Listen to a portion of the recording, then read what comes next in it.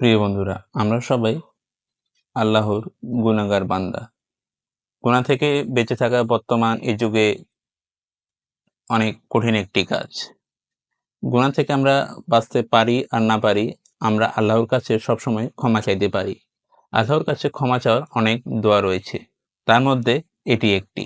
সেই দোয়াটি হচ্ছে, রাব্বানা যালামনা আনফুসানা ওয়া ইল্লাম তাগফির লানা ওয়া তারহামনা লানাকুনান্না মিনাল খাসিরিন।